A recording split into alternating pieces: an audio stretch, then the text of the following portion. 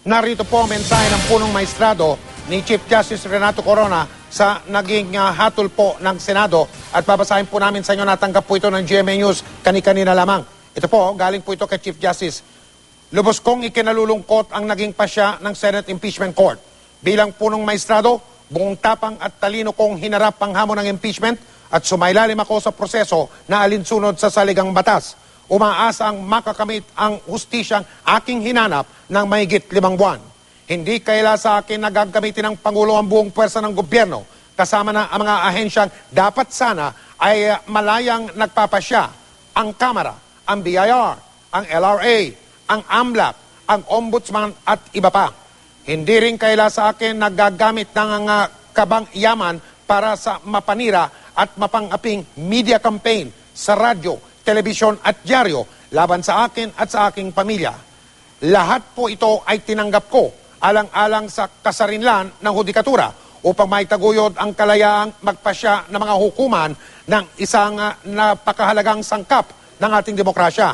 Ngunit nanaig ang masamang politika. Wala po akong sala, wala pong katotohanan ang mga bintang sa akin na nakapaloob sa Articles of Impeachment. Malinis po ang konsyensya ko. Ngunit isang malungkot na katotohanang politikal na minsan ang tingin ng nakakarami ang nangyari ay hindi naaayon sa tunay na mga naganap. Lalo na kapag hawak ng isang tao o pangkat ang buong makinarya ng pamahalaan at maging ang media na rin at gamitin ang mga ito upang gumawa ng huwad na dokumento at maglathala ng mapandinlang na impormasyon at balita upang manira ng kalaban. Ang lagi nga pong katanungan ay kung malakas ang kaso, bakit kailangan mag-imbento? Ang ating bansa ay matagal nang ginambala ng impeachment na ito. At ngayong gabi, inaanyayaan ko kayong talikuran ang naging sentro ng paglabas na ito nitong nakaraang 5 buwan upang buuin ang hiblang nagkawatak-watak at ibaling muli ang ating pansin sa lahat ng mga pagsubok at pangako ng Pilipinas sa susunod na siglo. Ihinto na po natin ang politika ng personal na paninira. Supilin na po natin ang laso na dulot ng labis na kampi-kampihan, labis na pagkakawatak-watak at hindi mapaggilang poot at galit. Hindi po ito ang nararapat para sa ating bayan.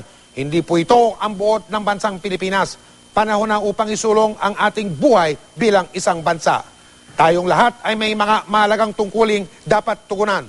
Tunay na mga pagkakataong kailangang sabantalahing maabot. Totoong mga suliraning kailangan lutasin at tunay na mga usaping dapat harapin. Taos-puso po akong nagpapasalamat sa ilang senador, sina Senador Joker Arroyo, Senadora Miriam Defensor Santiago at Senador Bongbong Marcos na may matatag na kaloobang nanindigan sa kabila ng matinding puwersa upang ipaglaban ang kasarian ng hudikatura at ang aking mga karapatan na malinaw na nakasahad sa ating saligang batas. Nagpapasalamat din po ako sa mga napakarami nating mga kababayan na nagparating ng kanilang pakikisa sa amin sa kataas-taasang hukuman sa akin at sa aking pamilya. Kasabay nito, ako po ay humihingi ng paumanhin sa aking may bahay, mga anak at apo. Sapagat sa aking pagtatanggol sa kasarinlan ng hudikatura ay nailagay ko sila sa kalbaryong hindi naman sila kailangang maranasan. Pati na rin po sa mga tumulong at sumuporta sa akin, humihingi rin po ako sa inyo ng paumanhin sapagkat hindi naging sapat ang aking kakayahan upang magtagumpay sa hangarin nating pairalin ang katotohanan. Kung ito po ang ikabubuti ng ating bayan, tinatanggap ko na po ang kalbaryong aming pinagdaanan. Dahil sa simula't sapul naman, ay handa na akong mag-alay ng sariling buhay para sa bayan.